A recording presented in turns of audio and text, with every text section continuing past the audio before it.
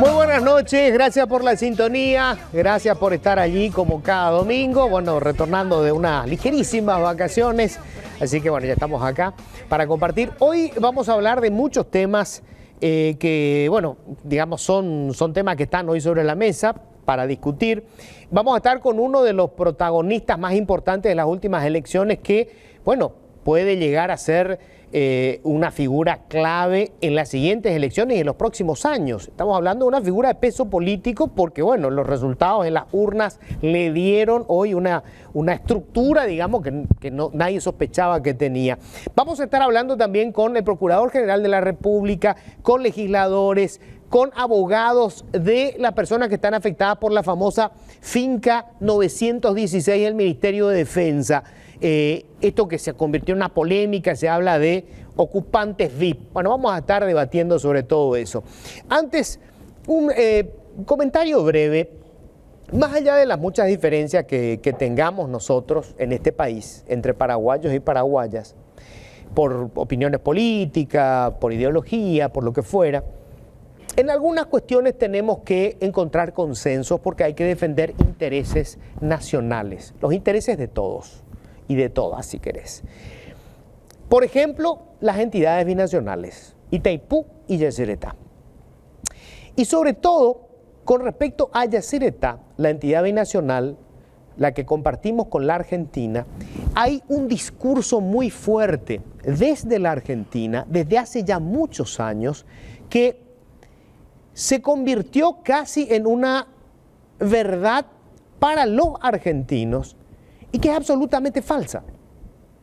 Y vale la pena por eso volver a recordar algunos puntos importantes sobre qué es lo que pasa en Yacyretá. En estos días, Sergio Massa es el ministro de Economía de la Argentina, es el candidato del oficialismo para la presidencia de la República. Tiene posibilidades de ganar.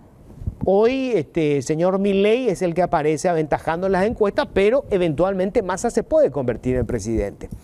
Y Massa, en un programa periodístico en la Argentina, cuando le preguntaron sobre el conflicto que hay con Paraguay, Paraguay está reclamando que no nos están pagando lo que corresponde en compensación por cesión de energía. Son como 150 millones de dólares acumulados. Tenían que pagar una cuota de 30 millones de dólares, no están pagando.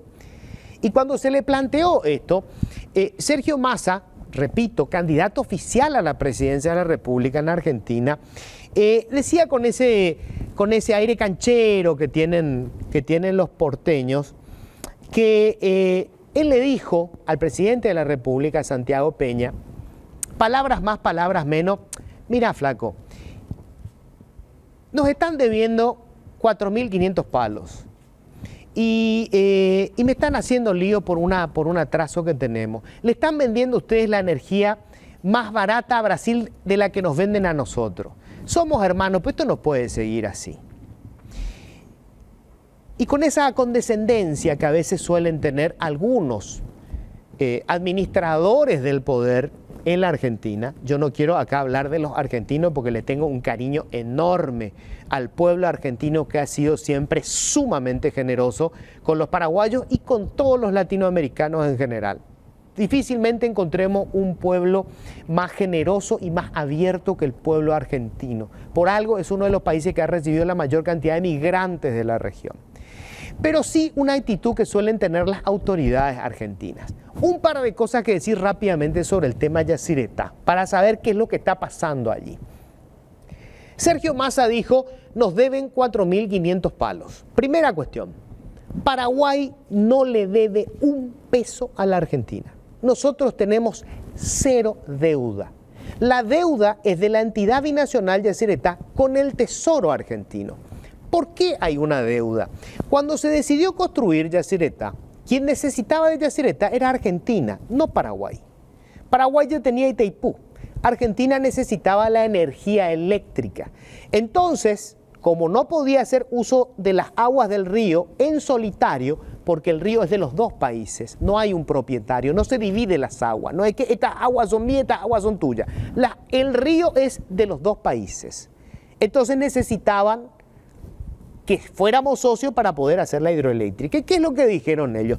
Nosotros ponemos la plata para hacer la represa, para hacer la hidroeléctrica.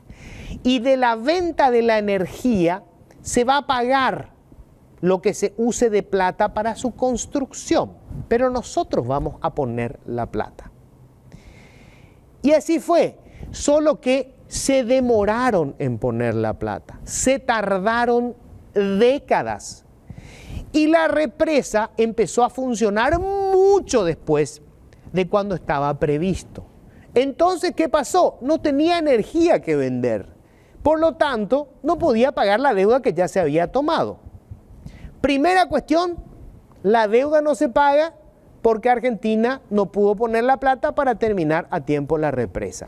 Segunda cuestión, ese dinero que puso Argentina, según el tratado dice que son aportes, no que son préstamos, pero ellos le cobraron intereses.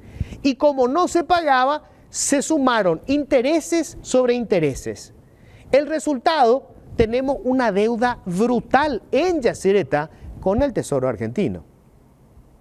Tercera cuestión, ¿cómo se paga la deuda? Con la venta del producto. El producto es la energía.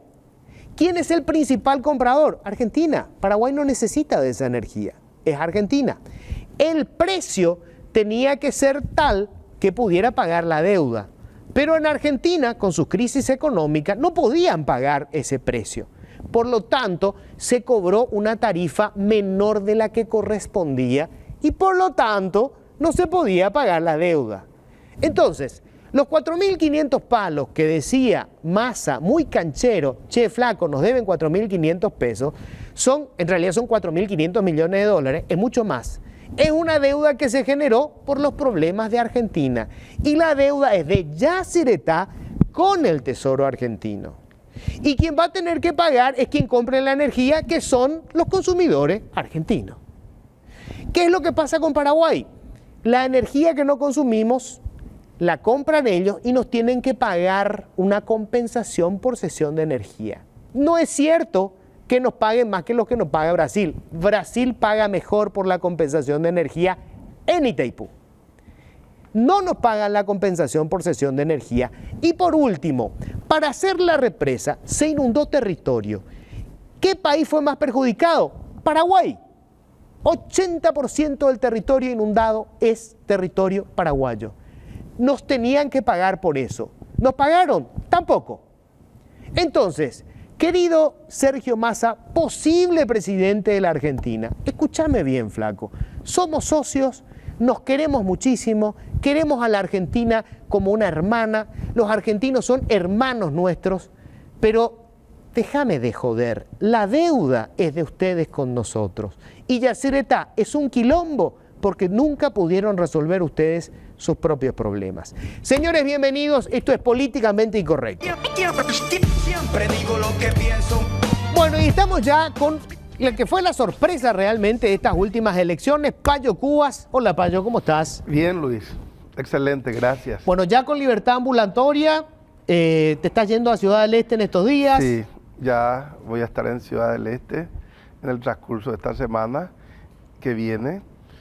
Y bien, las cosas, estoy reconstruyendo el partido en los papeles, estoy ubicando teóricamente ya el dinero del subsidio, del aporte en bancos a través de la figura del fideicomiso. Y ¿cuánta plata van a recibir? 3.750.000 dólares. Ok, a diferencia de lo que pasaba antes, Payo, que Payo era un mito, una promesa, nadie sabía qué iba a pasar realmente contigo, ¿verdad? Hay gente que tomaba esto como chiste, era una broma.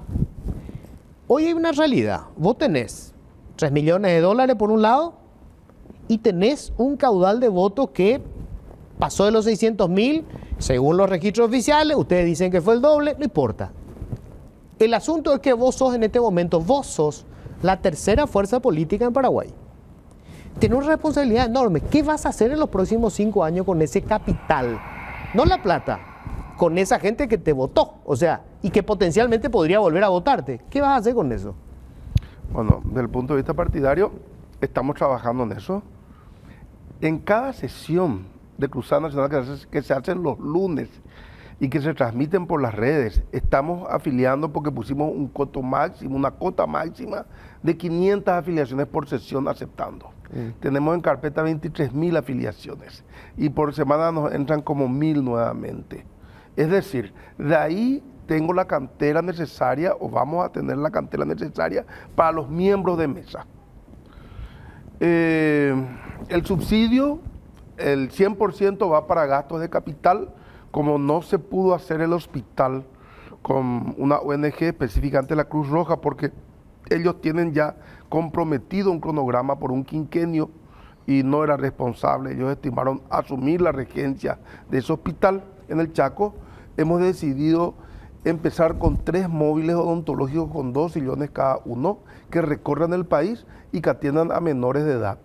O sea, van a empezar acciones, digamos, con esa plata. Acciones. Ajá. Ahora, pero en términos políticos, Pacho, Sí. porque, a ver, pasó esto, ¿verdad? Sí. En el Parlamento, ¿cuál de las deserciones te dolió más? Todas me dolieron. Vae victis, ay del vencido, ¿no? Si hubiera ganado, todos hubieran estado al unísono, pero todas me dolieron, indudablemente. Pues te diste cuenta que con la lista que finalmente armaste, terminaste siendo funcional al cartismo, porque fácilmente los compraron a todos. Bueno, nadie ve el futuro. Acordate que en la lista de senadores habían 45 candidatos. Habían médicos, veterinarios, economistas, había todo.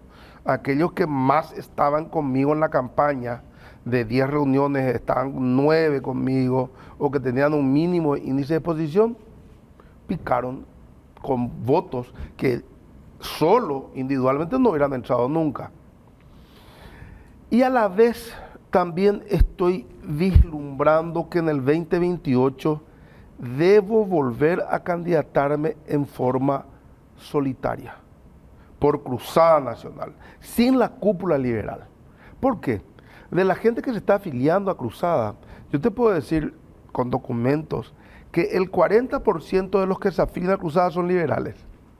El otro 40% es gente sin partido. Y el otro son gente de UNACE. De ANR hay en todos un poquito, porque son afiliados sin su consentimiento.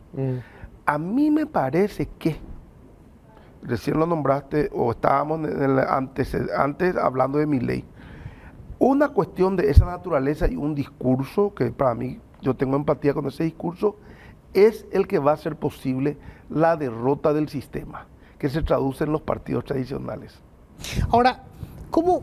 Yo creo que algo que no encontré yo en tu partido, no estaba construido, digamos, con determinados principios para decir, vos, espera, si le voto a Payo, esto es lo que va a pasar. Muchas de las cosas que vos decías sencillamente no son posibles de llevar a la práctica, Payo. Vos sabés que es así, porque tenés que tener mayoría parlamentaria, tenés que hacer una reforma constitucional, para eso tenés que tener mayoría de convencionales constituyentes.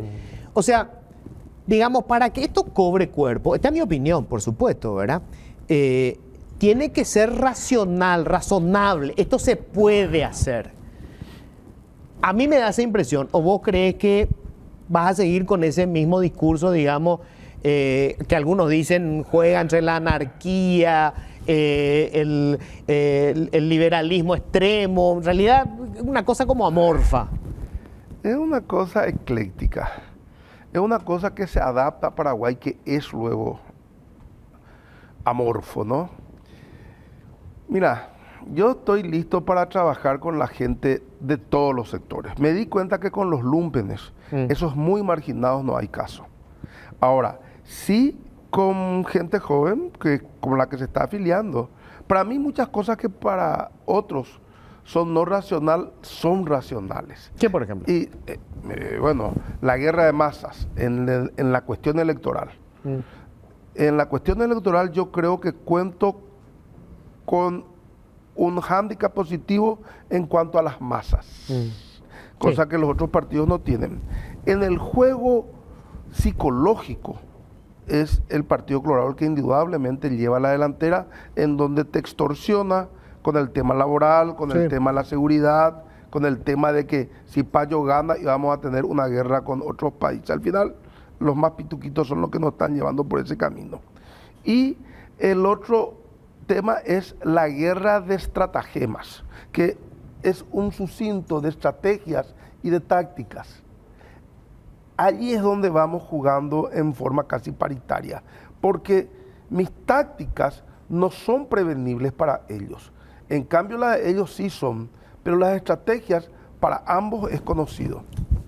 Bueno, estos son pensamientos así un poco profundos, pero que se traducen en la realidad en podemos vencerle al sistema a pesar de las trampas, solamente aplicando el Código Electoral en su artículo 223, que dice que el escrutinio es público y de que el presidente de mesa tiene la obligación de leer la boleta en la mesa, el resultado, la gente toma nota y después recién pasa. Ahora, eso ya es la parte, digamos, de cómo se hace la elección, Payo. Sí. Pero yo te planteo una cuestión anterior. O sea, para que esto que fue un fenómeno popular, yo creo que fue un fenómeno popular, tuviste una conexión con la gente que está harta, está hastiada y no encontraba ni en el Partido Colorado ni en la oposición respuesta. Decimos, bueno, este es el tipo que va a venir, va a pegar, va a meter cinto, en fin, esa cosa emocional, ¿verdad? Pero para que otro sector, los sectores de poder o los sectores que quieren, digamos, cierto plan de desarrollo económico, que quieren más racionalidad, se sumen a una propuesta como la de Payo, tiene que haber un dibujo que sea racional. O sea, a mí si me decís, che, le voy a meter cinto a todo el mundo, no me convencé. Ahora, si vos me decís, mira, vamos a hacer la reforma del Estado de esta manera, acá vamos a achicar esto, acá vamos a poner más maestros, vamos a poner más médicos, o sea, tiene forma. Por ahí me sumo a tu propuesta, ¿me explico? Y mucha gente como yo debe estar igual. Está esperando todavía que sea racional lo que plantea Payo. Lo que yo planteo es racional para la población que sufre día a día sus heladeras vacías. Te puedo asegurar. Claro, eso. pero eso es emocional, Payo. No, y es racional y también tiene que ver con es intuitivo. Claro, pero vos no le vas a llenar la heladera, Payo. ¿Por qué no? ¿Cómo le vas a llenar la heladera? Yo te comenté de los planes que yo tenía en cuanto a la alimentación, que podemos volver a eso, pero va a parecer una campaña electoral. Claro, pero... Vamos, por ejemplo, al tema de la finca en Villa Allende. Sí. ¿Por qué todo tiene que pasar por el Ministerio Público? No puede pico agarrar el presidente de la República y a balas y sablazos sacar a esos criminales de allí. Claro que puede. Entonces no tenés un Estado de Derecho, Payo. Pero, ¿y qué? Este es el Estado de Derecho que la gente quiere. Vos sabés muy bien que de rótulo de Estado de Derecho. Bueno, pero, ahí está Erico Galeano, un narcotraficante pero lo que pasa, Payo, en la Cámara de Senadores. Bueno, Payo, pero vos acá podemos estar de acuerdo y decir, estos son los delincuentes, los de la finca 916. Pero mañana, ¿qué pasa si el presidente dice, me quiero quedar con la propiedad que tiene Payo Cuba en Ciudad del Este? Eso no va a ocurrir, depende mucho del presidente. Lo que pasa es que para eso están las leyes, Payo. Las leyes están para aplicárselas a los pobres, pero no a estos narcotraficantes. Vos viste todos los días, estás viendo la situación. Resulta ser que los invasores están proponiendo o que se les venda a precio de mercado los inmuebles que usurparon ahí en Remancito, o que se les compre las mejoras, o que se les otorguen usufructo durante 20 años. ¿Y qué es lo que no funciona? No funciona el Poder Judicial, no funcionan las leyes. Esto es lo que tenés que hacer que funcione el Poder Judicial y las leyes. La cuestión no va por la ley. ¿Y qué la hacemos? Cuestión es una cuestión política. Pero ¿por qué vas a armar un equipo compañero, un equipo armado que vaya y saque a la gente a la fuerza? Utilizar las instituciones del Estado, amigo, que después ellos judicialicen. Pero ¿por qué nosotros tenemos que judicializar ad inicium? Que entre el fiscal hace la fotocopia y le corre traslado a fulano. Ahí entra el juez te notifica. Pasaron 30 años y la gente se olvidó y la gente se murió. La gente lo que quiere es solución, no quiere que se aplique la ley. Y si se va a aplicar la ley, se tiene que aplicar para todos. Pero anda a tirar tu vida, tu cerebro, tu corazón en el Poder Judicial. Esa es una trituradora de la injusticia. Bueno, pero ¿cuál es la alternativa, Payo? Lo que te acabo de decir, compañero, que entra ahí los uniformados para que se ocupe como es del Ministerio de Defensa, el inmueble, que pongan ahí una brigada, una división. Pero vos sabés el peligro de eso, Payo. ¿Qué peligro? Porque el peligro es que hoy puedo estar de acuerdo, pero si yo permito que el poder ejecutivo, vamos a suponer, Payo Cuba presidente, y hoy tiene todo el poder, y Payo Yo le dice, meto el ejército y saco a un batallón todo. de infantería allá adentro. Bueno, y hoy puedo estar de acuerdo contigo, pero y mañana si vos vas a violentar mis principios, y yo no tengo ninguna ley, nada que me Y proteja. depende del líder que tengas a la cabeza. La gente reconoce quién va a hacer las cosas como corresponde. Y si te da quién un no. infarto, el que te reemplaza va a tener el poder que tenías vos. Y bueno, pues esos son los juegos de la democracia. Pero mientras yo tengo un hálito de vida, yo puedo distinguir entre lo legal y lo legítimo, entre el derecho natural y el derecho civil o el derecho penal. Aquí, sobre pretexto de aplicar las leyes, la gente se muere en los hospitales, la gente se muere porque está sin trabajo. Pero el juez supremo vas a ser vos. Sí. ¿O qué querés? ¿Que el juez supremo sea 9 delincuentes de la corte? ¿O los que juzgan? Compañero, está visto que la democracia no llegó a Paraguay y no va a llegar más. Y somos O sea, un tenemos país. que renunciar a la democracia ya.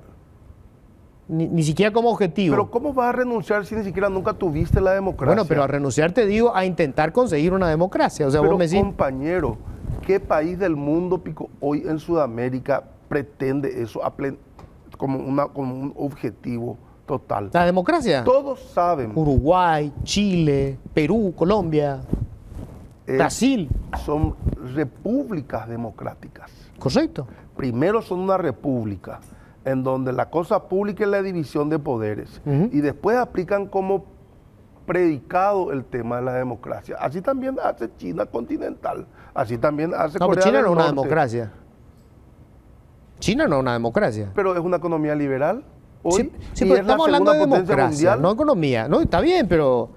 No sé, estamos entrando en un tema que puede ser Bueno, muy lindo no, pero- para tomando un café, no, pero pues, ¿sabe por qué? la realidad es que los perros están cansados que los delincuentes sigan sesionando en la Cámara de Senadores como el tal Erico o como Bachi. totalmente de acuerdo. O como otros. Pero Payo, la misma gente le votó. Y bueno, O sea, ¿qué más querría yo que sacarlo en una plaza esa y fusilarlo? Pero no corresponde, ¿no? esa es tu democracia, pues. Pero la hay- gente le votó. La gente no le votó. Bueno, pero vos la sa- gente no le votó Payo- a una mayoría colorada en el Senado. Pero Payo, vos la sabés, máquina hizo vos el conocés juego. aquello famoso de la democracia es el peor de los modelos, salvo los demás. O sea, sí, es imperfecta la democracia, Mira, pero ¿cuál es la alternativa? Yo te voy a decir que la forma de gobierno en cada país no tiene un patrón. La forma de gobierno en cada país depende de muchísimas cosas. Paraguay, un país mediterráneo, forzado a copular diplomáticamente con Taiwán como prenda de ese país ante los Estados Unidos. Nosotros tenemos que mantener acá a los taiwaneses bajo cualquier circunstancias. Y eso no puede ser, no tenemos, dentro de esta democracia ni siquiera tenemos la opción de decidir, hermano. ¿Por qué no fuimos al mazo nosotros, tanto Efraín como yo? Porque decíamos que había que establecer relaciones diplomáticas con la China continental. Ojo con el piojo, dijeron los tipos y se quedaron, compañeros. Pues yo no creo que la gente haya votado por el caso de Taiwán. No, no, Vamos, pero- los colorados ganaron con el modelo de siempre. Es más, ganaron los porque la oposición se algoritmos, ¿qué van a dividió, ganar? Payo. Los algoritmos de las máquinas. Esto fue un fraude fenomenal. Pero, Payo, la diferencia, a ver, 600.000 votos. Oficial, digo, vamos, oficial. 600.000 votos. 1.200.000. Es mucho, o sea, yo creo que fue una sorpresa impresionante Yo te voy a lo decir una cosa. tuyo. ¿Vos viste cuando ganó Lula cómo estaban las calles en Brasil? Sí. ¿Vos viste cuando ganó Trump? Cómo la gente en la Pensilvania Avenue, compañero, y ganó acá este títere del narcotraficante. Nadie en la calle, solo soldados. La realidad con vos no la podés ocultar. Es que yo no creo que los colorados no ganan con un voto efervescente y masivo. Ahí están, obviamente, lo de siempre, sabemos, el prebendarismo, el modelo de siempre, está. Yo no discuto eso, Payo. Bueno, y ese es el modelo que tenemos que quebrar con la guerra de masas. Guerra de masas. ¿Qué es la guerra de masas? Y la guerra de masas es en donde la población, una vez que fue evangelizada con una teoría, en este caso, la que hablamos, en el día de la elección, Pañamembé avanza, como ocurrió con Lugo. en donde a pesar de las 200.000 cédulas que Bernal había falsificado en Itaipú, no les dio abasto, compañero. Eso es lo que tenemos que conseguir. Y eso es lo que yo creo que con el discurso encendido a veces voy a conseguir o voy a intentar conseguir. Porque no me vaya a decir que vamos a unir a la oposición. Me voy a unir con Dionisio Amarilla. No. O con los efrainistas como Blanco. No te voy a especular sobre eso porque no sé cómo. Son 5 años, ¿verdad? Ahora, repito, creo que tenés una responsabilidad demasiado grande. Tenés que construir algo en estos 5 años. Pero no a expensas de perder mi identidad. Está bien. Es la idea, ¿no? Bueno, ahora por de pronto, concejal en Ciudad del Este. Sí. ¿Cuándo son las elecciones? En el año 2026. 2026. Tengo que mantener el ejercicio. ¿Por qué? Porque el tema de la agilidad mental se desarrolla y se mantiene en el ejercicio electoral. Claro. Si vos dejás eso, como que te oxidás un poquito. Y luego en el 2028 el tema presidencial. Bueno, se me fue el tiempo. No puedo dejar de decirte esto. ¿Qué gran aporte fue Yolanda en el Senado? Para mí Qué me sorprendió maravilla. grandiosamente. Es más, si ella es la candidata y no vos, a lo mejor le voto. No, mentira. Sorpresa te da la vida, ¿no? Pero Nunca fantástico, se sabe, realmente. ¿no? Gran trabajo el que está haciendo Yolanda. Parece. Gracias, Luis. Sí, ojalá que elija mejor la próxima y haya varias Yolanda y no los cachivaches que nos Habían metiste. varias Yolandas en la lista. Pero unos cachivaches entraban. Yo sé. Hay casos inclusive que ahora nos están develando que el cartismo, por ejemplo, habló con Yaminal, por ejemplo. Sí. Yanimal. Sí. A Yanimal, en marzo ya la comprometieron. A la que vino de España en abril, ya ellos, aquellos que eran receptivos, ya los iban apartando para meterlos en el Senado. Tu democracia no funciona, Luis. Las elecciones, si funcionaran, estarían prohibidas, hermano. Porque estos tipos de los sectores de poder a lo que a veces hace referencia, hace rato hubieran estado presos. La única posibilidad que tenés de ganar es con la democracia, Payo. Mira, compañero. Hoy sos un fenómeno porque te votó la gente. Mira, hay diversas formas de llegar al gobierno. Puedes llegar con poder o sin poder. Yo ya no estoy con la actitud de agarrar una metralleta e ir por delante, porque eso está totalmente de modé. Pero yo creo que el tema de las masas, eso que acabamos de hablar, van a posibilitar algo interesante en el 2028. Y otra cosa que no hay que olvidar, los 2 millones que están afuera del país, que tenemos que buscar la forma de que voten. No puede ser que voten 20.000 nomás, de 2 millones. Gracias, Payo. ¿A vos? Nosotros tenemos que hacer una breve pausa. Enseguida voy a estar con el Procurador General de la República. ¿Qué es lo que pasa con la finca 916? Lo vamos a hablar enseguida. Bueno, estamos en el segundo bloque. Después vamos a estar con el Procurador General de la República, que nos va a contar, bueno, qué es lo que hay ahora con respecto a esta finca 910. Haciendo un repaso rápido, recordemos, esta finca pertenece al Ministerio de Defensa según lo que aparece en los registros públicos de la propiedad. El procurador también dijo esto en la semana, ustedes saben, la polémica se desató cuando se presentó un proyecto, tuvo sanción ficta, un proyecto de ley que básicamente lo que hacía era, pasar al municipio de Villa Ayes estas tierras que pertenecen al Ministerio de Defensa. El proyecto que se presentó, en su momento lo presentó el diputado Bachi Núñez en el periodo anterior, cuando él era diputado y es senador, buscaba supuestamente regularizar la situación de varios ocupantes en esa finca 916. Hay ahí personas que tienen propiedades importantes y después hay, familias de menores recursos. Después de esto saltó que había supuestamente una ocupación VIP, que había gente que había construido mansiones y que pagó nada por esa propiedad pública y que además esto era el Ministerio de Defensa. El presidente de la República le pidió al Procurador General que intervenga y que recupere estas tierras que son del Estado. Nosotros íbamos a tener hoy en la mesa a 4 personas. Se produjo un incidente, les voy a hablar enseguida de esto. Están con nosotros Juan Claudio Gaona, él es abogado de varios de los que que tienen sus propiedades en esta finca 916. Hola Juan Claudio, ¿cómo estás? Buen día, ¿cómo estás? ¿Cómo te va? Gracias por venir. Por favor. Está con nosotros también Francisco Segura. Él es abogado especialista de Derecho Civil. Obviamente no está involucrado en este tema, pero sí es un analista para hablar de este tipo de conflictos, de cómo se resuelven. Hola Francisco, ¿cómo estás? ¿Qué tal? ¿Cómo estás? Muchas gracias. Saludos a la audiencia y esperemos poder ser de alguna utilidad. Bueno, también iban a integrar la mesa hoy la senadora Celeste Amarilla y una persona que me dice Juan Claudio Gaona fue designada supuestamente por la comisión de los ocupantes de este predio, que son, digamos, los de menores recursos, pero cuando ya íbamos a instalar la mesa, la senadora dijo que esta persona le había acusado públicamente de un montón de cosas y que en realidad se trata de un operador político del senador Bachi Núñez. Yo le pregunté a esta persona si era un afiliado del Partido Colorado y si estuvo activando políticamente, y sí estuvo activando políticamente. Él asegura que en este momento está en su condición de representante de ese grupo, pero para evitar el conflicto, porque yo quiero hacer lo más aséptica posible la mesa, entonces le pedí al señor que se retire y también Celeste Amarilla. O sea, por eso ellos no van a participar del debate. Porque mi intención no es generar una polémica y mucho menos que se genere una cortina de humo para cubrir eventuales responsabilidades de los políticos que pudieran estar involucrados. Así que les pedí a los dos que se retiren de la mesa y vamos a debatir con Juan Claudio y con Francisco. Y después vamos a tener, por supuesto, la versión del Procurador General de la República. Bueno, quiero empezar contigo, Juan Claudio. Vos estás como representante de ¿qué personas? Del señor Wesley Keller, Sí. Y el señor Oscar Klassen, y anteriormente, al día de ayer, que ayer finiquitamos más o menos con Sí. ellos, con el señor Hugo Friesen y Bertolt Penner. Ya.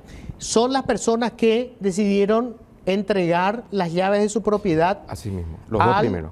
al fiscal, los dos primeros. Al juez. Al juez. Al juez. Ahora, no es que ellos entregan la propiedad, entregan para que tome posesión, digamos, entiendo yo, la Procuraduría o el Ministerio de Defensa, hasta tanto se sepa cuál es la situación de la tierra. No. No, ellos ya entregan. Ellos entregan. Se retiran. Sí, ellos tienen un motivo, dice, moral y religioso y quieren que se restablezca la paz social, entonces ellos desisten de todos sus derechos, pidieron adelantar por eso la audiencia, se le corrió traslado al procurador como corresponde, asistió el procurador, entonces se explicó cómo ellos obtuvieron la tierra y se entregó la llave. Bueno, te voy a preguntar eso primero que nada, Juan Claudio. ¿Cómo obtuvieron ellos la tierra?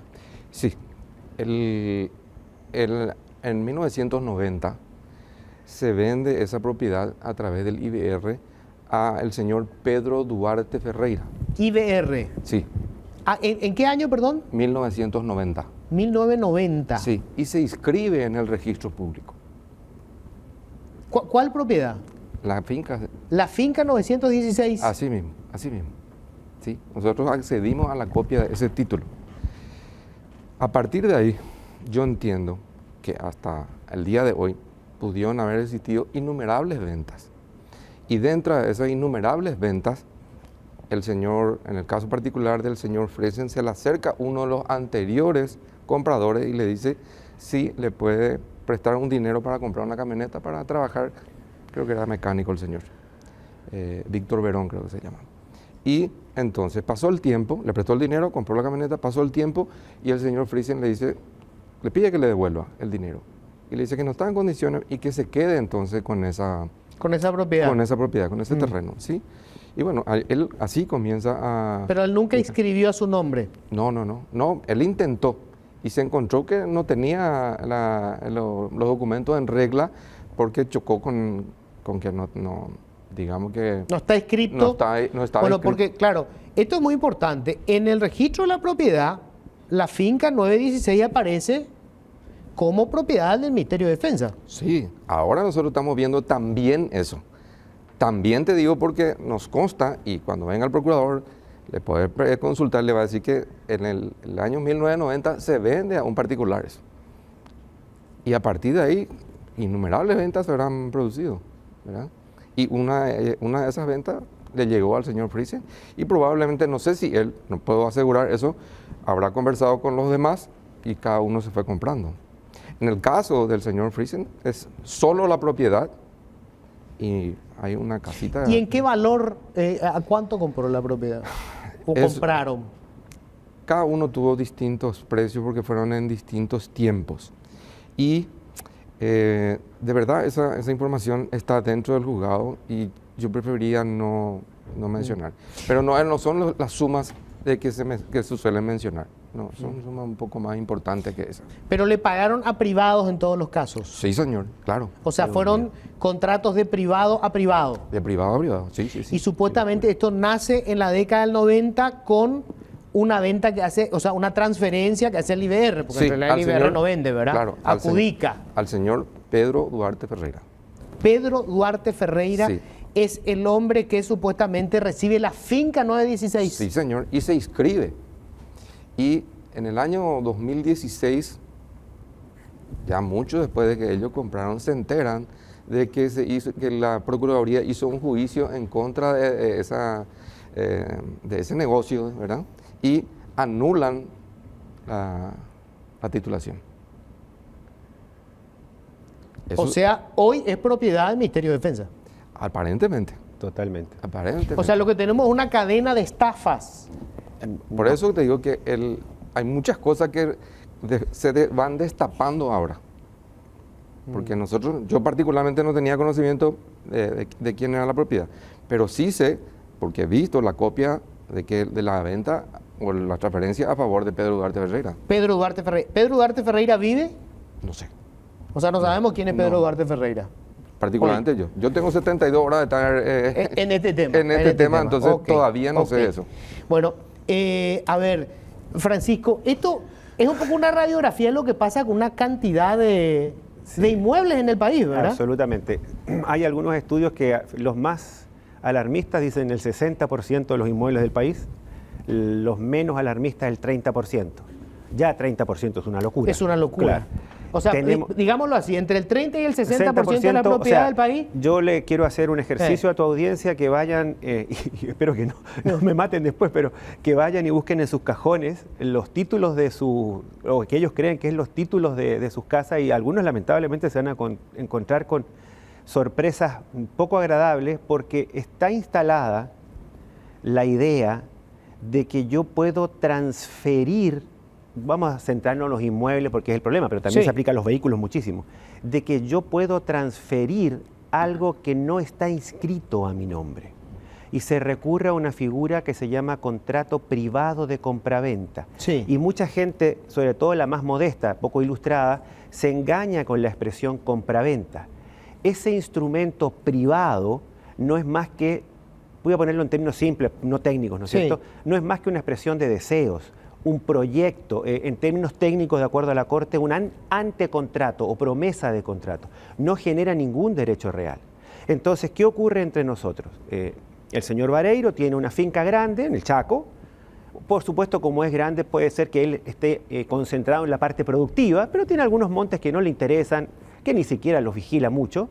Entonces, el señor Segura, avivado de esas circunstancias, porque conoce su valle, ¿no es cierto?, dice, va y le vende a Pedro Picapiedra, ¿no es cierto?, y le hace un contrato privado de compraventa. En algunos casos, en complicidad con Pedro Picapiedra, para que Pedro Picapiedra pueda justificar una invasión después. A mí me vendieron, ¿no es cierto? O a veces engañando a Pedro Picapiedra, que es un señor de escasísimos recursos. En este juego perverso de que no se explica este tema, ingresan también algunos, no todos por supuesto, algunos escribanos que no se toman el trabajo de explicar a la gente lo que están haciendo, empresas públicas, el Estado, sin lugar a duda, y también algunas empresas privadas.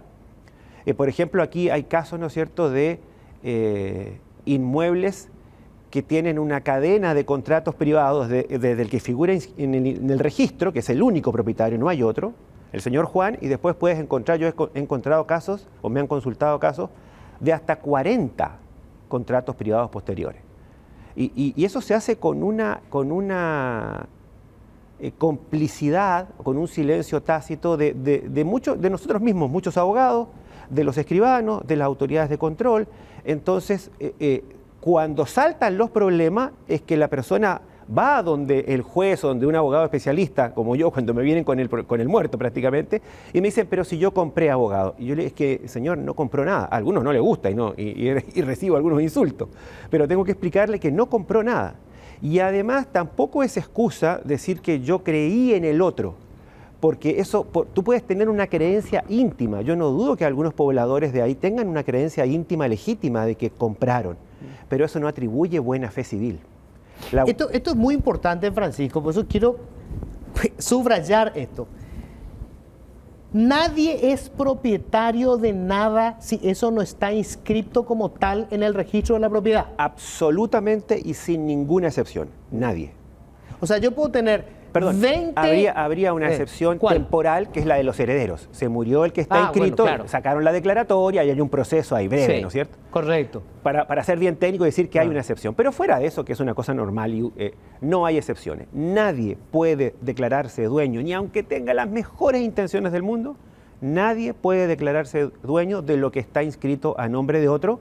Cuando se trata de inmuebles privados, podría tal vez llegar a la usucapión, adquirirlo por el paso del tiempo. Sí. En este caso, esto está vedado tanto en la Constitución como expresamente Claro, en el porque Código es Civil. tierra tierra del fiscal. Estado. Entonces eso no Claro. es posible. Las tierras del Estado son Claro, imprescriptibles. el Estado no puede ser confiscado No en ningún puede caso. ser. Entonces el Estado está a salvo. Estas tierras, le guste a quien le guste, desde el punto de vista técnico, son del Estado. Luego veremos cómo el Estado administra el conflicto que se generó, que ese es un problema ya más político que jurídico. Ajá. Ahora, Francisco, si yo tengo, a ver, te compré una propiedad. ¿Ok? Te compré, es un En decir, sentido te pagué, exacto. hicimos Llegamos un a un trato. contrato, tenemos el famoso contrato privado de compra-venta, sí. ¿verdad? Pero la propiedad está inscrita a tu nombre en el registro de la propiedad. Por lo tanto, sigue siendo tu propiedad. Así mismo. Yo con este documento, ¿qué puedo hacer en contra tuya? Si tú me pagas o cumples las condiciones acordadas, por ejemplo, a veces ese contrato privado previo se utiliza con razón. Por ejemplo, tú tienes tu inmueble con una hipoteca. Entonces tú le dices, mira, te voy a dar un poco de plata de adelanto, paga la hipoteca para liberarlo y después hacemos la escritura pública. Entonces, si se cumplen, vamos a hacerlo mal y pronto, Segura y Vareiro, no es muy elegante, pero se entiende. Segura y Vareiro cumplen lo que dice ese contrato privado. Yo te digo, mi querido amigo, cumplimos, vamos a la escribanía a hacer la escritura pública para transferir en el registro. Y tú dices, no, porque no quiero, porque soy malo, ¿no es cierto? Sí. No quiero. Entonces yo te puedo demandar, artículo 701 del Código Civil, yo te demando un juicio que se llama obligación de hacer escritura pública, para que el juez te diga, señor Vareiro, le cumplieron, haga la escritura. Claro. Pero ¿qué ocurre? Muchas veces hicimos este pacto, Segura es el que está inscrito, yo efectivamente hice este primer contrato y tú después, por la razón que sea, le hiciste un contrato al colega Gaona, el colega Gaona le hace un contrato a alguno de los camarógrafos aquí presentes, entonces de repente el señor camarógrafo, después de algunos años, dice, bueno, pues yo quiero mi inscripción. Claro. O alguien le avisa, ¿no es cierto? Mira que hay que hacer la inscripción. Entonces ahí surge un problema que es un problemón en los tribunales todos los días, de que cómo el señor camarógrafo me va a demandar a mí, el que estoy inscrito, si ni nos conocemos. Claro, ¿Se entiende? Entonces ahí hay que hacer, digamos, magia jurídica para a veces lograr tratar de solucionar el problema y que el señor que realmente pagó el precio pueda acceder a su inscripción.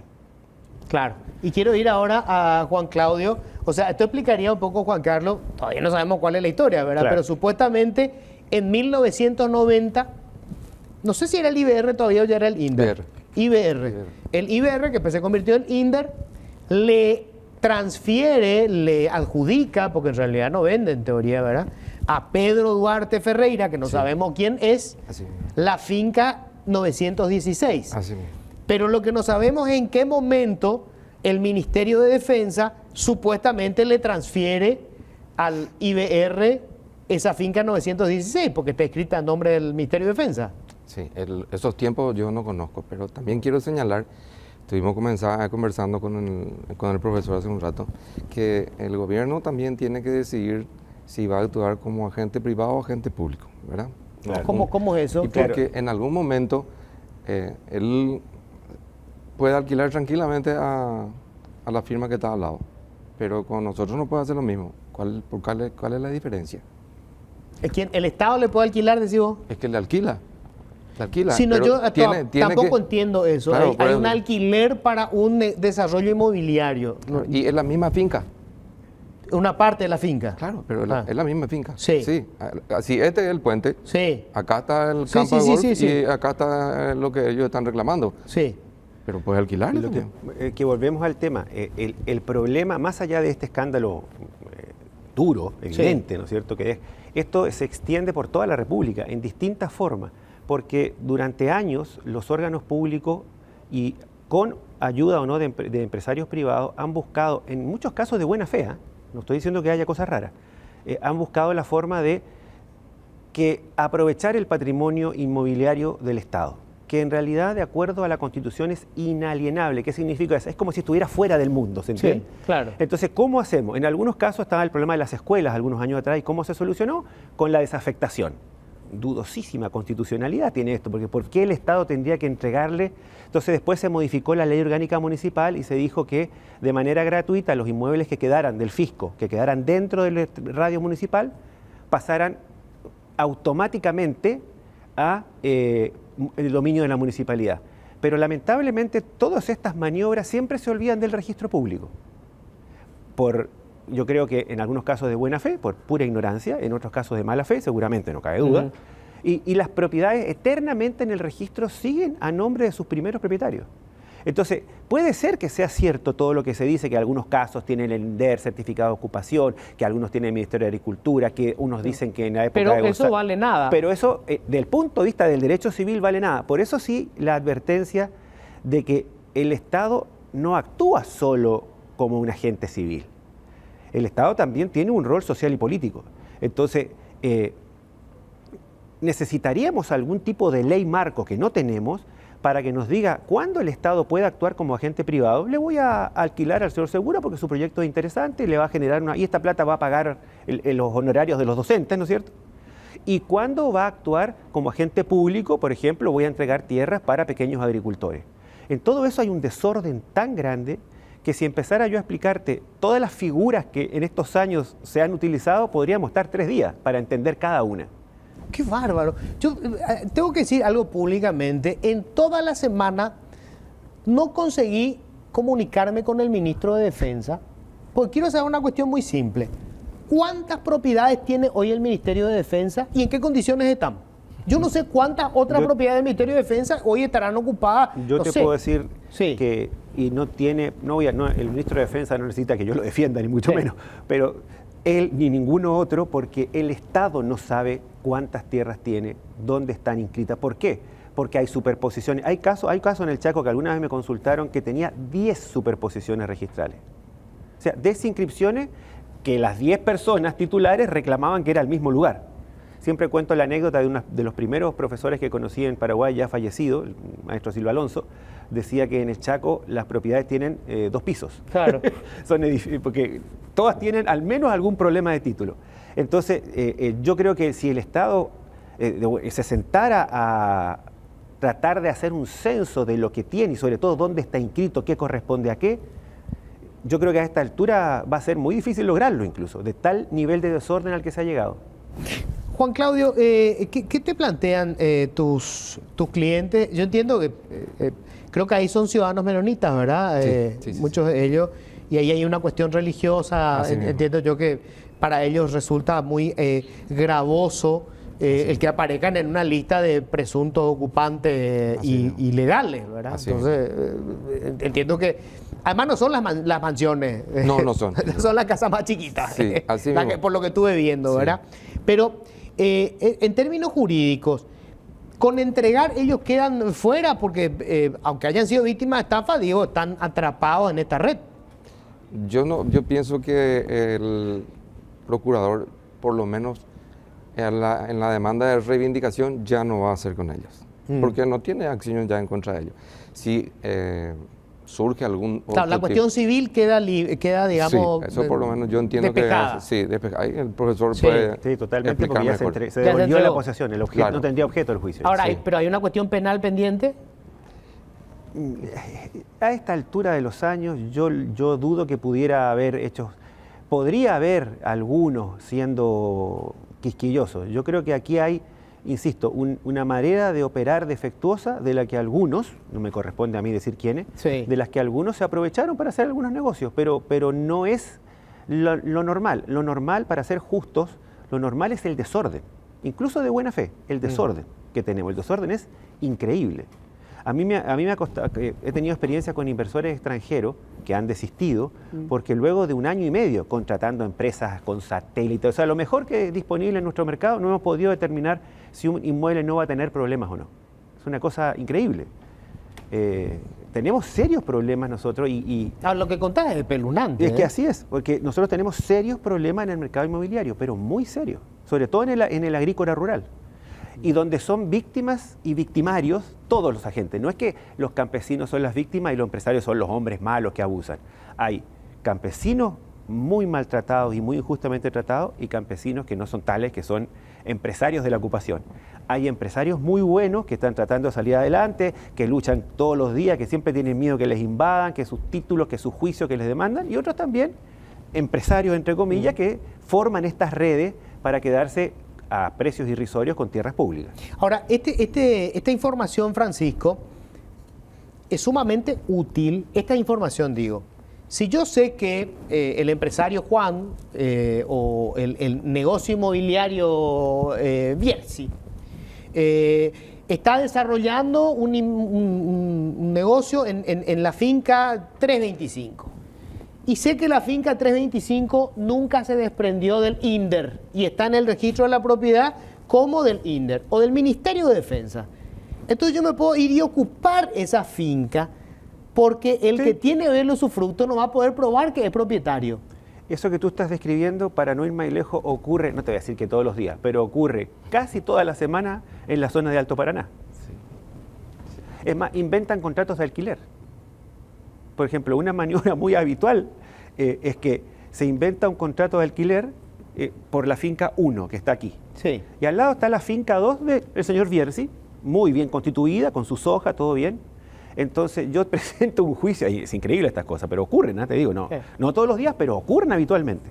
Entonces un contrato de resolución de contrato, el otro viene o se allana o no se hace ubicar, entonces se ordena por el juez, en la mayoría de los casos de buena fe, engañado también, en algunos casos uno puede suponer también que parte del negocio, y ordena un levantamiento de las hojas para pagar la renta deudada. Se van con los camiones, pero entran a la finca al lado.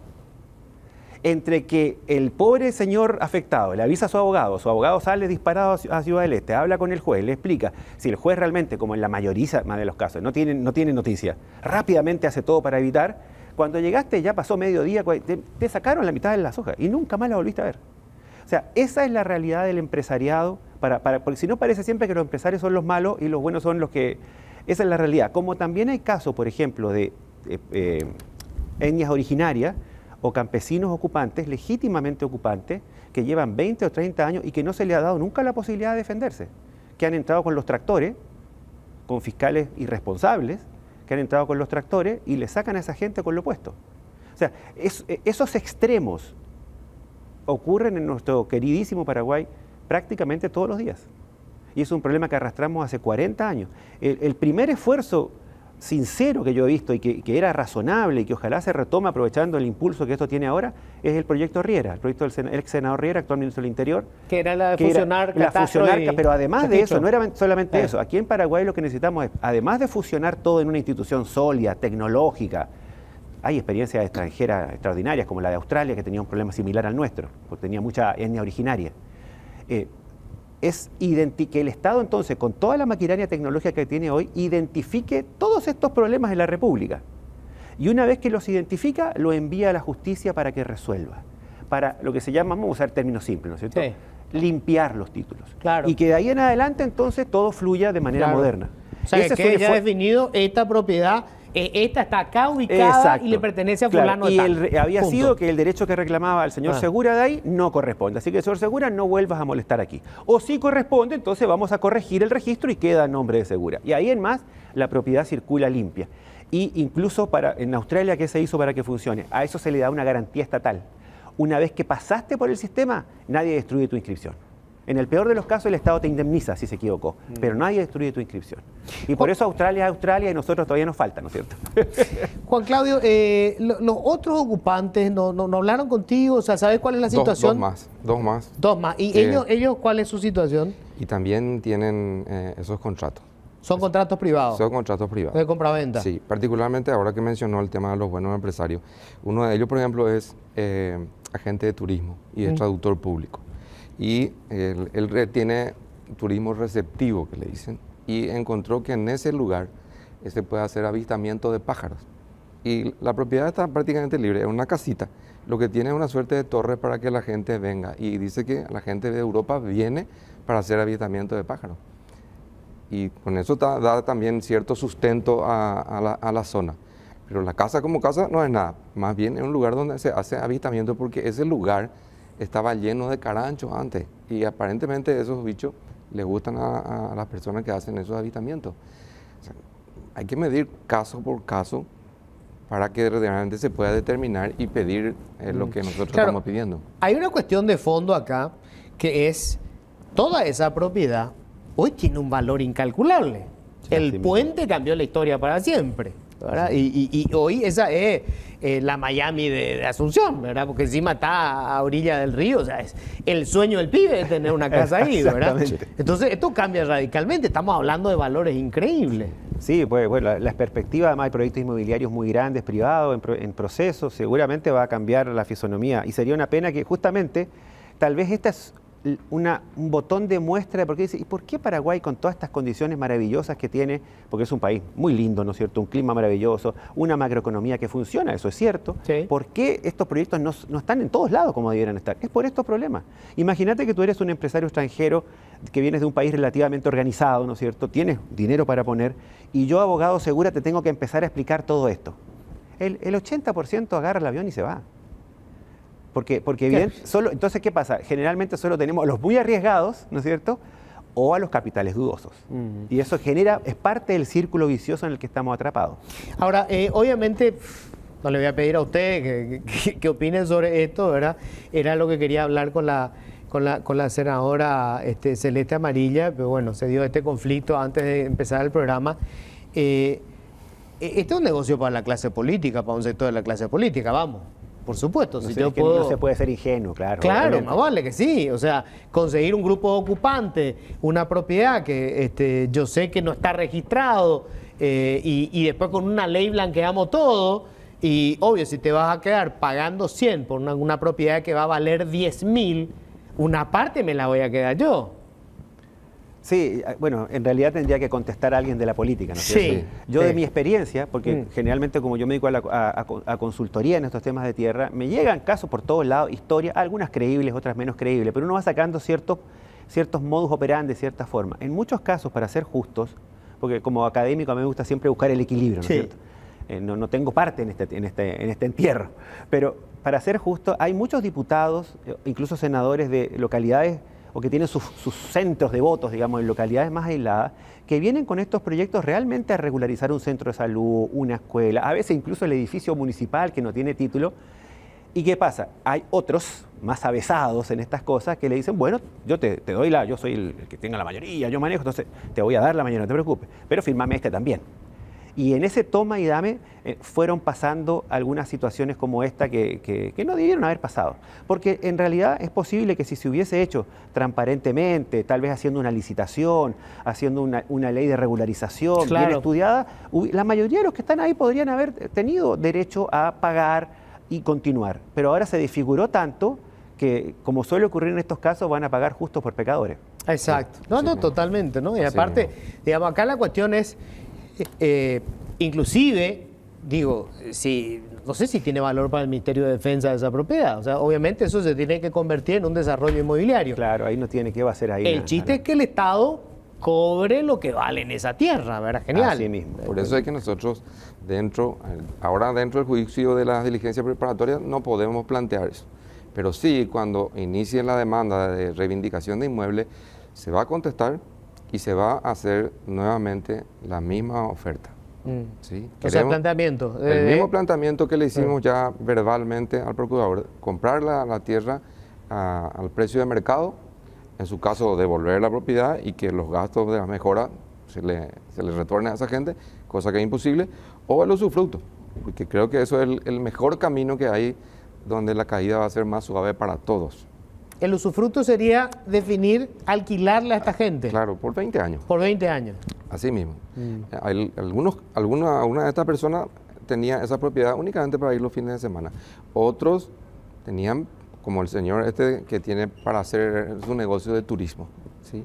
Entonces, cada uno hay que ir mirando cuál es su situación y seguramente que los alquileres van a ser altísimos, ¿verdad? O muy bajos, no sé, pero tiene el mismo derecho que los otros. Yo no concibo que no le puedan otorgar. Es la misma finca, están a 10 metros uno de otro. Bueno, cierro yo con esto que nos decía acá el profesor, que es clave, ¿verdad? Entre el 30 y el 60% de las propiedades en Paraguay están en una situación irregular. Esto quiere decir, no está inscrito en el registro de la propiedad y probablemente, y esto te puede pasar a vos que estás viendo, vos tenés un famoso documento de compra-venta. Contrato privado, famoso. Un contrato privado. El contrato privado te sirve para hacer avioncitos. Si no está en el registro de la propiedad no es tuya. Así de simple. Así de simple. Mal y pronto, así es. Gracias. Encantado. Muchísimas gracias por la invitación.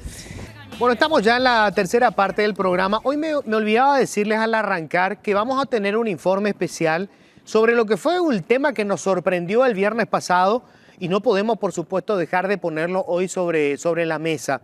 Ustedes saben que el principal cerebro del equipo que asesinó al fiscal Marcelo Pecci en Colombia, el viernes, en declaración ante la jueza que está llevando adelante parte del proceso, afirmó que quienes estuvieron detrás del asesinato del fiscal, quienes ordenaron el magnicidio, fueron este hombre conocido como Tío Rico, narcotraficante o presunto narcotraficante, si querés, hasta que no tenga condena, paraguayo, que está preso, y el expresidente de la República, Horacio Cartes. O sea, el cerebro de la operación mencionó a estas dos personas.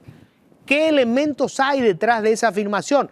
Bueno, en el último bloque del programa vamos a tener un informe especial, extenso, con nuestro compañero Iván Páez sobre todos los elementos que hay con respecto a este tema, que obviamente se convierte en un escándalo en Paraguay. Pero bueno, hacemos un paréntesis. Vamos a completar qué es lo que sabemos sobre la polémica en torno a la finca 916 que pertenece al Ministerio de Defensa de acuerdo con los registros públicos. Y ya está con nosotros quien tiene que lidiar con esto, el Procurador General de la República, Marco González. Hola, Procurador, ¿cómo estás? Hola, Luis, muchas gracias. Buenas noches a todos.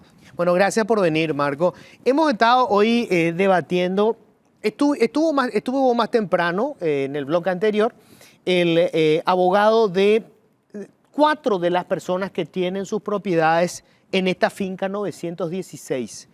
Y él decía que hicieron una revisión de cómo vino la mano sobre este tema, sobre esta propiedad, y decía que supuestamente en los registros aparece que en 1990 un tal Pedro Duarte es beneficiado con esa finca, la finca 916, por parte del entonces IBR, hoy es el INDER, y que a partir de esa finca se empezaron a vender lotes, diferentes transferencias, hasta que finalmente llega a sus clientes.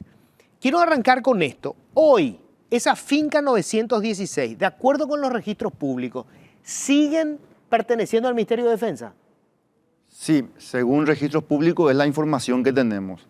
Las diligencias preparatorias justamente la iniciamos con mucha prudencia para conocer un poco si hay otras situaciones jurídicas que podrían estar siendo reclamadas sobre los derechos que pesan sobre esos inmuebles o sobre parte de la finca 916.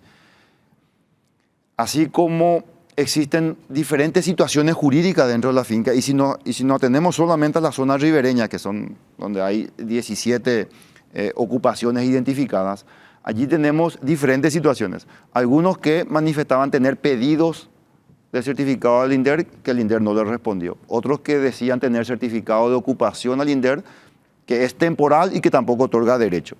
Después habían otras personas que manifestaron tener una adjudicación por parte del municipio de Villa Hayes, y otros, que es el caso de este señor Duarte, o el caso similar al de él, porque no sé si exactamente se refirieron al mismo, decían tener certificado de adjudicación por parte del IBR, y a su vez, a partir de allí, habrían sucesivos traslados de dominio.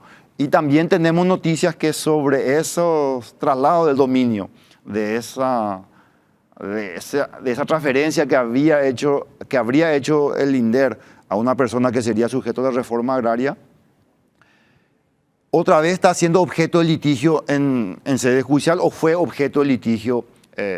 Son datos que tenemos que tener bien finos a la hora de entablar nosotros una demanda para precautelar los derechos del Estado y que no termine repercutiendo en costas, gastos y mayor impacto al presupuesto público. Entonces, por eso iniciamos la diligencia preparatoria, pero hay diferentes situaciones jurídicas.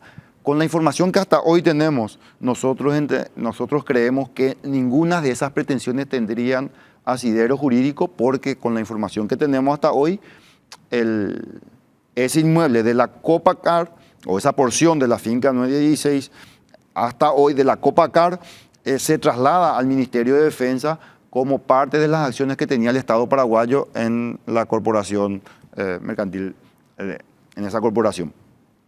Y desde ese momento, según la información que tenemos en registro público, aparece como único propietario el Ministerio de Defensa de Estado paraguayo. Claro, estas tierras, para ponerlo así, ¿verdad? Todas estas tierras pertenecían a esta empresa comercial que era Compañía Paraguaya de la Carne. Exacto, Era, ¿no? Copacar. Accionista era el Estado paraguayo. Exacto. Cuando se disuelve esta empresa, queda para el Estado paraguayo estas tierras que se registran a nombre del Ministerio de Defensa. ¿Correcto? Así es. Bueno, y cuando ustedes fueron a revisar en el registro de la propiedad, la finca 916 sigue apareciendo allí a nombre del Ministerio de Defensa. Así mismo. En términos legales, digamos, el propietario, por lo tanto, sigue siendo el Ministerio de Defensa. Todo lo que se haya hecho encima, si no se hizo otro registro en el registro de la propiedad, le pertenece al Estado paraguayo. Así mismo. Si no hay título superpuesto u otra razón, es así como decir Luis. Y ni el INDER o el IBR, ni el municipio de Villa Hayes podían quedarse con esta propiedad que estaba registrada a nombre del Ministerio de Defensa, salvo que hubiera una ley del Congreso que así lo autorizara. Así mismo, solamente por ley del Congreso se puede disponer el traslado del dominio de un bien público a una persona del derecho privado. La otra cuestión, procurador, yo entiendo que la propiedad pública es inembargable. Así mismo. Y nunca prescribe. Es decir, mismo. el Estado nunca pierde su derecho de propiedad. No se puede adquirir la propiedad por el transcurso del tiempo, por la ocupación durante un tiempo prolongado. Lo que se llama del uso. usucapión, ¿verdad? Usucapión, exactamente. Si es una propiedad privada o está más de 10 años, podés reclamar. O adquisición por prescripción, pero sí, lo que se conoce como usucapión. O sea, nadie se puede quedar con propiedad del Estado, salvo que haya una ley del Congreso que pase esa propiedad de una institución pública a un privado o a otra entidad del O Estado. que autorice su venta o que autorice el lotamiento, distribución, etcétera. Lo que sabemos hasta ahora es que eso no ocurrió. O sea, no hay ninguna ley del Congreso que le haya desafectado al Ministerio de Defensa. Exacto, esa es la información que tenemos hasta ahora. Desconocemos que exista alguna ley, buscamos mucho y no encontramos. Ahora, procurador, una es la acción civil, que es la que vos estás llevando adelante, o sea, recuperar el patrimonio del Estado, ¿verdad? O sea, Sí. de acuerdo con este registro, esto es del Estado y el Estado tiene que hacer, digamos, es decir, tiene que tomar el control de esa propiedad. Todo lo que se haya hecho, si esto fue estafa, si esto fue producción de documentos de contenido falso, ¿quién investiga todo eso? Todo lo que pueda, la trama que pueda haber sobre esta propiedad. Nosotros, tenemos una primera hipótesis de que como consecuencia de todo esto tendríamos que iniciar una acción de reivindicación. Esa fue la primera hipótesis con la que partimos y por eso iniciamos la diligencia preparatoria. Pero ello no descarta cualquier otra acción complementaria que pueda realizarse en sede civil o en sede penal. Por ejemplo, una acción de indemnización. Por ejemplo, alguna demanda de desalojo si es que se reúnen los condimentos. Si encontramos elementos de constitución de hecho punible, por supuesto que vamos a poner en conocimiento del Ministerio Público porque es el titular de la acción penal pública. Con respecto a lo que decía el viernes el intendente Villa Hayes, ¿cuál es la opinión de la Procuraduría? Porque ellos básicamente lo que dijeron es que esa es una propiedad del municipio de Villa Hayes. Yo creo que no existe un fundamento jurídico sólido para realizar esa afirmación, porque la premisa en la que se basa es un decreto del Poder Ejecutivo donde el Poder Ejecutivo dice: esta porción de la finca 916, que pertenece al Ministerio de Defensa, trasládese la propiedad al Ministerio de Agricultura, para que el Ministerio de Agricultura, a través del INDER, sea la que haga un destino de la propiedad del inmueble a los efectos de su ley orgánica.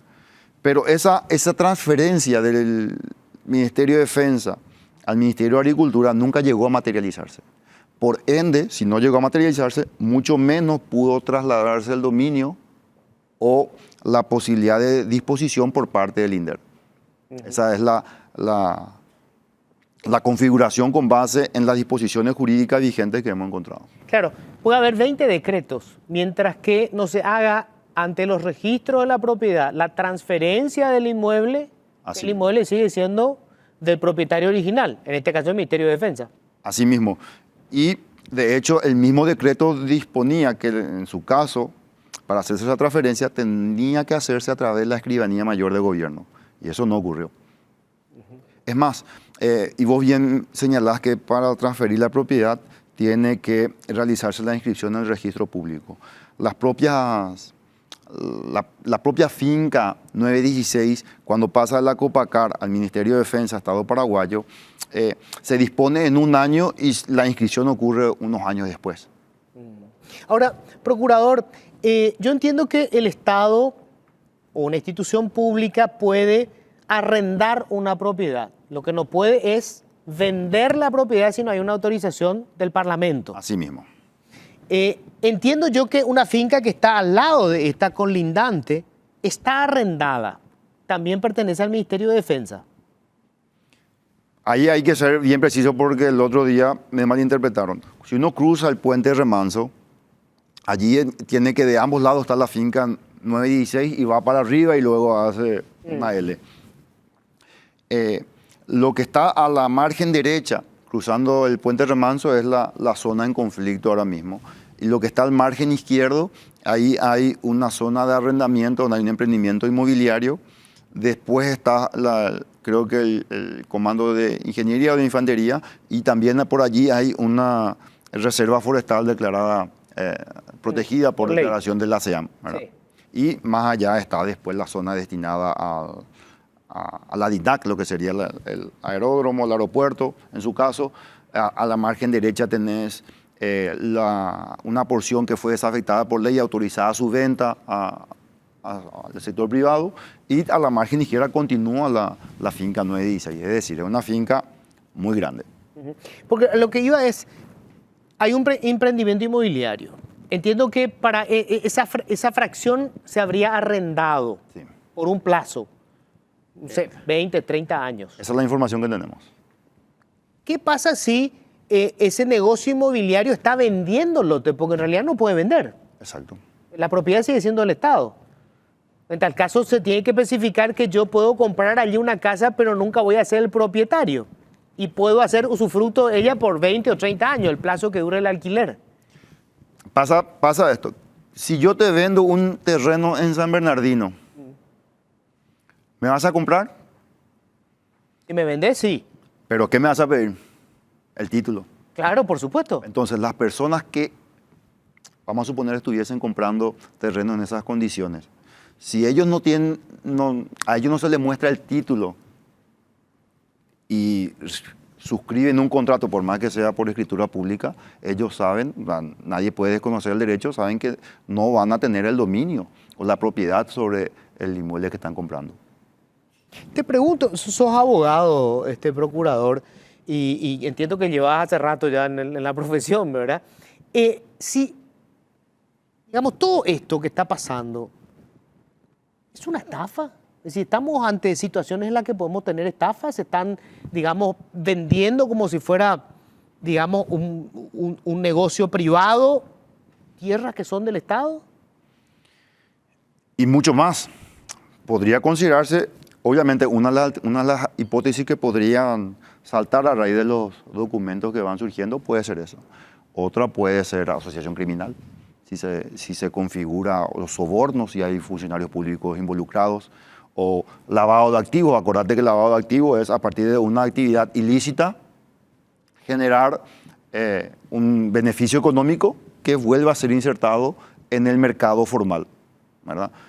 Entonces, si surgieren elementos que a nosotros nos lleven a sospechar la ocurrencia de algunos de estos hechos punibles, lo vamos a comunicar al Ministerio Público, sin ninguna duda. Yo noto que hay como dos movimientos distintos con respecto a este fenómeno. Una desde el Ejecutivo, el presidente fue muy claro en su instrucción y entiendo que las acciones que está llevando adelante también son muy claras, que es, tenemos que recuperar esta propiedad del Estado. Y hay un sector político que está queriendo de alguna manera justificar lo que iba a ser un proyecto de ley que, digamos, entre comillas, blanqueaba la situación que se estaba dando de facto. Y el discurso, inclusive desde el ministerio, desde el municipio de Villa Halle, haciendo referencia a que supuestamente eso ya no es propiedad del Ministerio de Defensa. Son como dos líneas distintas. Nosotros tenemos una línea, o no solamente un compromiso y una obligación, sino una instrucción muy clara y precisa del presidente. Tanto el asesor jurídico de la presidencia, Roberto Moreno, el ministro de Defensa, y yo recibimos una instrucción clara y precisa. Hacer todo lo que sea correcto, agotar todas las instancias jurídicas y legales que tengamos al alcance para recuperar estos inmuebles para todos los paraguayos, porque nos dijo, tengan en cuenta algo, los bienes del Estado no son del gobierno, son de los ciudadanos paraguayos. Y si se puede acceder a ellos, se tiene que poder acceder en condiciones de igualdad y de legalidad. Y nosotros estamos para hacer un trabajo técnico jurídico y lo estamos abordando de esa manera. Y las consecuencias que puede tener, no solamente tenemos el respaldo del presidente, sino tenemos la instrucción clara de avanzar en la línea que estamos siguiendo. Esto puede ser apenas la punta del iceberg. O sea, yo quería hablar con el ministro de Defensa, le busqué durante toda la semana, no me respondió porque quería saber si él tiene información cierta de cuántas propiedades tiene el Ministerio de Defensa y en qué condiciones están. Y me decía hoy Francisco Segura, abogado, me dice, probablemente el ministro no te respondió porque yo creo que el Estado hoy no sabe, no solamente el Ministerio de Defensa, cuántas propiedades tiene, cuántas fincas tiene y en qué condiciones están. ¿Esto puede ser así, procurador? Puede ser así como puede no ser así, pero de que hay probabilidades, tenemos un ejemplo concreto de que está ocurriendo, ¿verdad? Entonces, de que es una posibilidad, es una posibilidad. O sea... Ahora también, ¿por qué, si es que ocurrió, Luis, por qué estaba ocurriendo? Porque a lo mejor los incentivos estaban distribuidos de manera incorrecta. Hasta hoy día no había una persecución. Ahora estamos dando pasos firmes, estamos dando pasos que están redituando ya algún resultado y esperemos que sea el primero de muchos, como para alertar también de que con el Estado ya no se va a joder más, ¿verdad? Y de que si uno está o se encuentra en alguna situación irregular, puede tener consecuencias o en su patrimonio o en su libertad. Uh-huh.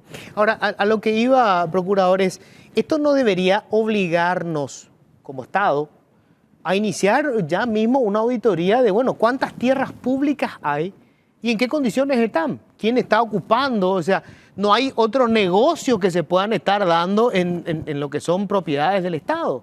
Y ahí está el IPS, ahí está, bueno, el Ministerio de Defensa, no sé cuántas propiedades tendrá el Ministerio de Defensa. Lo tendríamos que revisar ahora, espera un poco, ¿dónde están las tierras del Estado? Sin duda, el Paraguay es un modelo y un buen ejemplo, y todavía más si se compara con los vecinos, en crecimiento económico. Llevamos más de 20 años en el crecimiento macroeconómico, somos un país que es un buen ejemplo en la región. Y sabemos también que una debilidad o una oportunidad donde podemos mejorar para generar confianza en clima de negocio y ser un país un poco mejor, tenemos que avanzar hacia la seguridad jurídica. Sin duda, mucho puede colaborar el Poder Judicial, mucho también puede colaborar la Administración Pública desde su gestión y mucho también depende del sistema registral, porque justamente estamos hablando de la propiedad, ¿verdad? Y a este efecto, ya antes de asumir el presidente encargó un equipo de trabajo y lo ha anunciado luego, incluso tuvo reuniones y lo ha anunciado públicamente, que tiene por finalidad buscar una alternativa para tratar de regularizar todo esto en el sistema inmobiliario. Y se va a impulsar un proyecto de registro único nacional donde se unifiquen los sistemas registrales, donde catastro y registros públicos puedan interactuar y pueda existir también alguien que pueda resolver estas situaciones de superposiciones, de catastro propiamente dicha, de identificación de propiedad y propietarios. Entonces, es una alternativa y nos queda mucho para avanzar en ese camino. Creo que es una alternativa válida. El tiempo dará la razón, es lo que surge, pero sí, de que hay que tomar pasos para lidiar con ese problema, hay que hacerlo porque nuestro sistema actual evidentemente no da abasto y permite que se sigan manifestando este tipo de situaciones. Vos sabés que obviamente este caso afecta a gente con mucho poder económico, sectores políticos, casi siempre hay vinculación. ¿Te dijo el presidente de la República o te advirtió de que probablemente habrá presiones para que esto se congele, para que, digamos, se empantanen los trámites judiciales? ¿Te advirtió de que eso puede ocurrir y te dijo cómo deberías actuar en tal caso?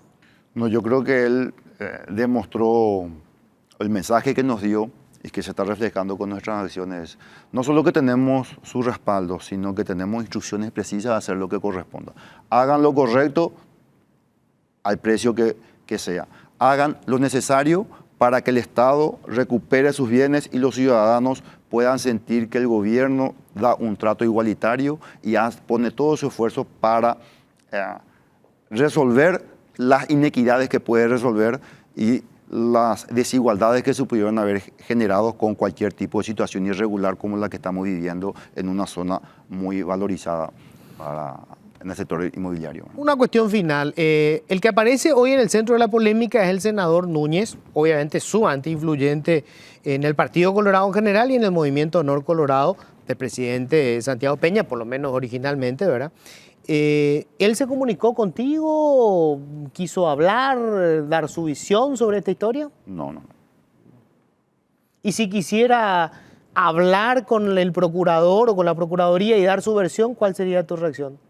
Lo recibiría porque él le negaría el derecho a hablar. De hecho, yo me he reunido con algunas de las personas que están ocupando los inmuebles, con los abogados que representan a esas personas y acá hay que entender bien los roles, ¿verdad? Uno cumple su función y eso no tiene por qué generar ninguna enemistad personal, así como yo respeto la labor del abogado que está defendiendo a la contraparte, yo no tengo por qué juzgarle, tengo que sentarme a hablar, dialogar y explicar también cuál es el rol que yo estoy cumpliendo y de frente decirle qué es lo que estamos exigiendo, ¿verdad? Que de hecho lo hacemos público, lo hicimos público, entonces no tenemos nada que ocultar. Procurador, muchísimas gracias. Gracias a vos, Luis. Tenemos que hacer una pausa, quédate ahí. Enseguida con Iván, informe completo. ¿Qué fue lo que se dijo en el juicio que se está llevando adelante en Colombia con respecto al asesinato del fiscal Marcelo Pecci? Dos nombres aparecieron en el proceso.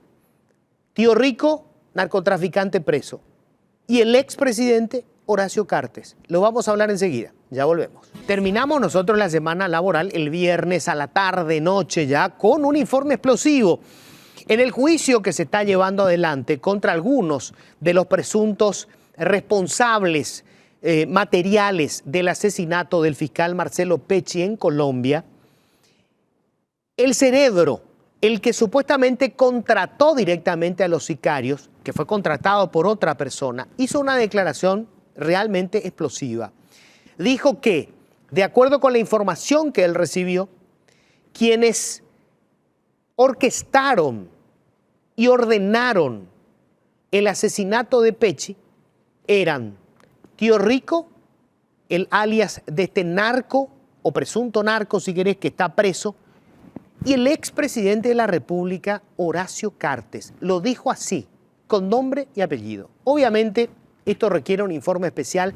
Iván nos va a contar con puntos y señales exactamente qué es lo que hay con respecto a esta declaración explosiva ante tribunales en Colombia. Iván, vamos con el informe.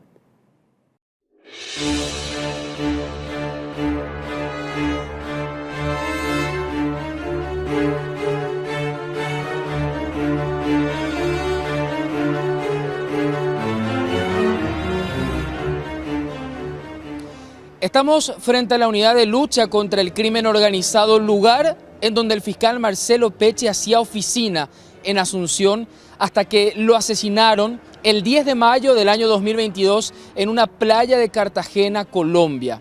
Hasta aquí, la justicia colombiana logró identificar a todos los autores materiales y financistas del crimen del fiscal paraguayo.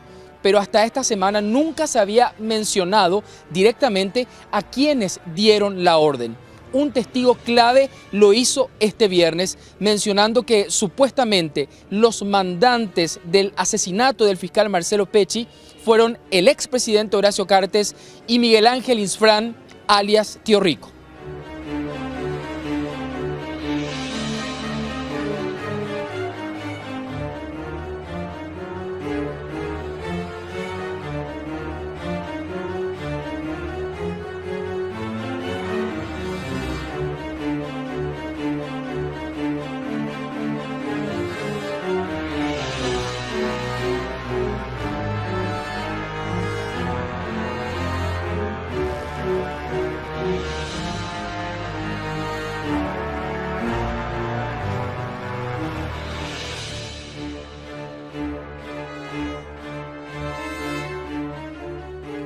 Ernesto Francisco Luis Correa Galeano, uno de los acusados por el asesinato del fiscal Marcelo Pecci y considerado por la justicia colombiana un testigo estrella o clave, ya que gracias a sus declaraciones se ha logrado identificar a los autores materiales y financistas del crimen del fiscal paraguayo, y hasta el momento todos sus testimonios fueron corroborados con pruebas e incluso con el reconocimiento de algunos de los acusados que terminaron aceptando sus cargos.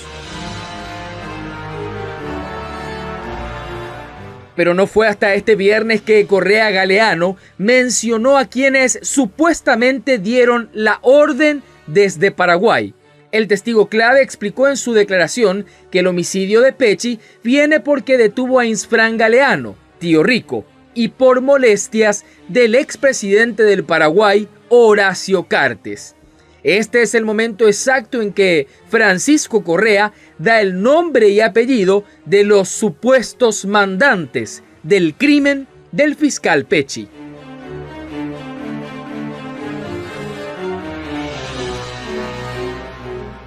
¿Quién ordenó el homicidio del fiscal paraguayo Marcelo Pecci? Precísele a la señora jueza. Pues yo hablando con el señor Ramón Emilio Pérez Hoyos, lo que ya le transmitía, digamos, el señor Andrés, la señora Margaret presente, el homicidio del doctor Marcelo Pecci viene por retaliación de que de pronto él en un tiempo atrás había detenido el hermano de este señor Insfrán Galeano, este Tío Rico, y también muchas molestias por parte del expresidente de Paraguay, Horacio Cartes, que también tuvo, el doctor, lo que ellos me decían es que el doctor Marcelo Pecci les había metido preso a un hermano a cada uno, entonces que ellos con eso no se iban a quedar. Tanto el expresidente como el señor Tío Rico fueron los que empezaron a planear y contactaron a los hermanos Pérez Hoyo y a la señora Margaret para llevar a cabo el homicidio del doctor Marcelo, porque la información salió exacta de Paraguay. Desde el día que se estaba casando, estaban dando la información precisa. Y los días que viajaba a Cartagena, todo salió de Paraguay.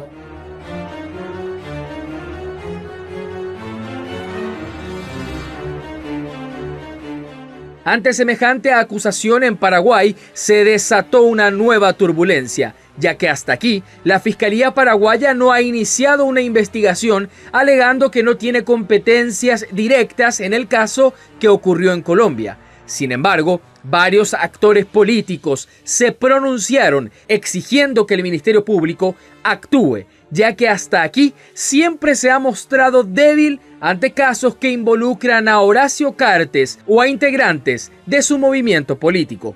El expresidente Horacio Cartes y actual presidente de la ANR, Partido Colorado, ha hecho un único pronunciamiento a través de sus redes sociales. Escribió: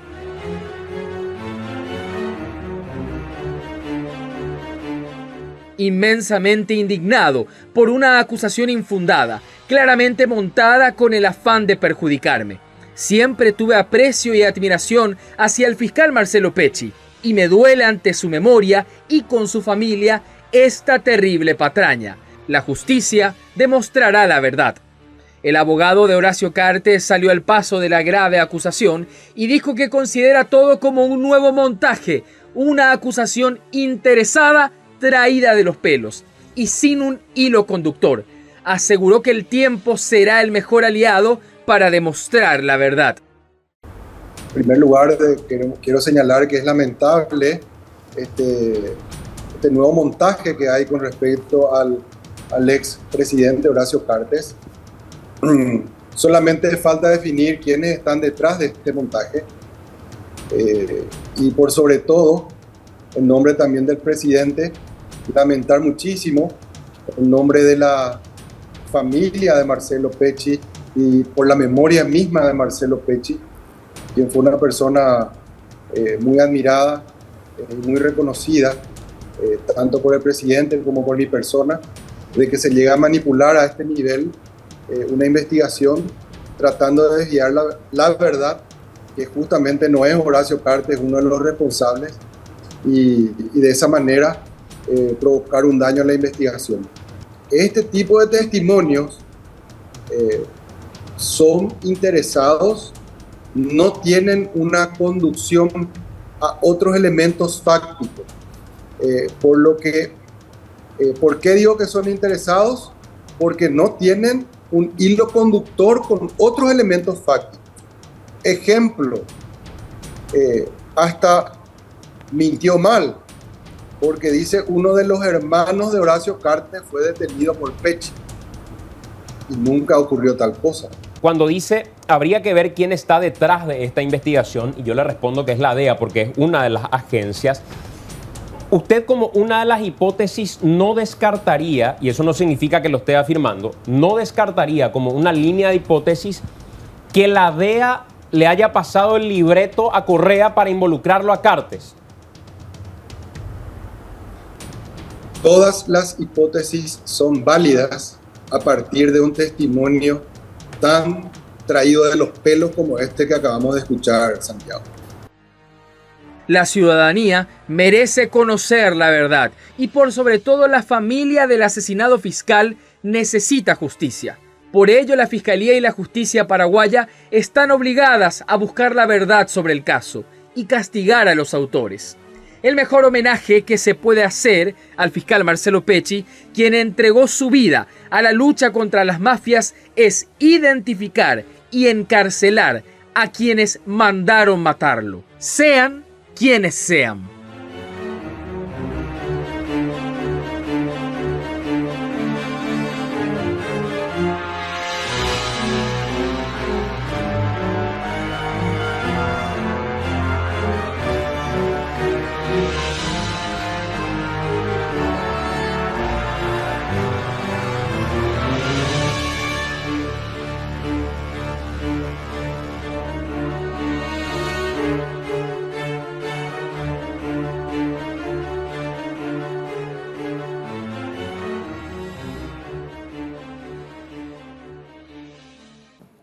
Bueno, obviamente esto va a generar todavía muchísimo ruido, vamos a tener las reacciones en la semana. Genera una mini crisis política, si quieres. Obviamente el presidente de la República va a tener que lidiar también con esto, si bien esto le afecta en realidad a Horacio Cartes. Él no es funcionario público, es presidente del Partido Colorado. Complicado el escenario. Con esto nosotros nos estamos despidiendo. Gracias, Iván, por el informe, fantástico como siempre. Nos estamos yendo, que tengan todos un feliz resto de jornada.